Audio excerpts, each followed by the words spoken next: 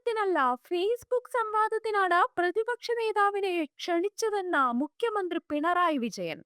അതിന് തയ്യാറല്ലെന്ന് അദ്ദേഹം പറഞ്ഞിട്ടില്ലെന്നാണ് തോന്നുന്നത്. ആ സംവാദം നടക്കട്ടെ എന്നും പിണറായി വിജയൻ പറഞ്ഞു. ശബരിമല സ്വർണ്ണക്കൊള്ള ഉന്നയിച്ച് കഴിഞ്ഞ ദിവസം തെരഞ്ഞെടുപ്പ് പ്രചാരണ വേദിയിൽ പാരഡി പാട്ട് പാടിയ ലോക്സഭ പ്രതിപക്ഷ നേതാവ് രാഹുൽ ഗാന്ധിക്കും മുഖ്യമന്ത്രി മറുപടി നൽകി. സ്വർണം കട്ടവർ എങ്ങനെയാണ് വീട്ടിലെത്തിയതെന്ന് നോക്കിയാൽ നന്നാവുമെന്ന് മുഖ്യമന്ത്രി പറഞ്ഞു.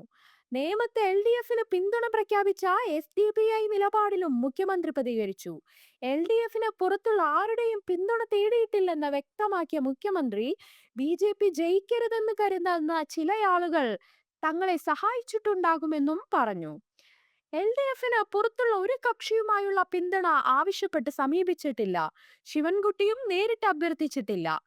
നേമത്തെ പ്രത്യേക സാഹചര്യം കൂടി കണക്കിലെടുക്കണം. 2016 BJPക്ക് സൗകര്യമൊരുക്കുകയാണ് കോൺഗ്രസ് ചെയ്തത്.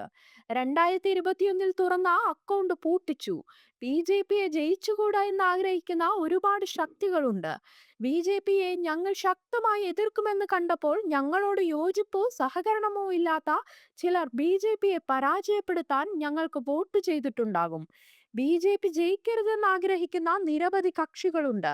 രാഷ്ട്രീയമായി ഞങ്ങളോട് യോജിപ്പില്ലാത്ത, സഹകരിക്കാത്ത ചില ആളുകൾ BJPയെ പരാജയപ്പെടുത്താൻ LDF ആണ് BJPയെ നേരിടാൻ ശരിയായ രീതിയിൽ മുന്നിട്ടിറങ്ങിയത് എന്ന് വരുമ്പോൾ സഹായിക്കാൻ തയ്യാറായിട്ടുണ്ടാവും.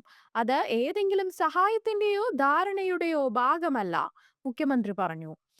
FCRA വല്ലാത്ത ആശങ്ക ന്യൂനപക്ഷങ്ങൾക്കിടയിൽ ഉണ്ടാക്കിയിട്ടുണ്ടെന്നും മുഖ്യമന്ത്രി പറഞ്ഞു.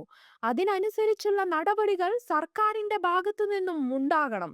എന്നാൽ അതല്ല കേന്ദ്ര സർക്കാരിന്റെ ഭാഗത്തു നിന്നും ഉണ്ടാകുന്നത്. ഒരു വിഭാഗത്തിൽ അസ്വസ്ഥതയും അരക്ഷിതാവസ്ഥയും ഉണ്ടാകുന്നു. എല്ലാവരെയും ചേർത്ത് പിടിച്ചാണ് രാജ്യം മുന്നോട്ടു പോകേണ്ടതെന്നും മുഖ്യമന്ത്രി പറഞ്ഞു. കണക്ക് കൊടുക്കാൻ വൈകിയാൽ, സ്ഥാപനം പിടിച്ചെടുക്കുന്ന നിലയിലേക്ക് പോയാൽ എന്താവും സ്ഥിതിയെന്നും മുഖ്യമന്ത്രി ചോദിച്ചു.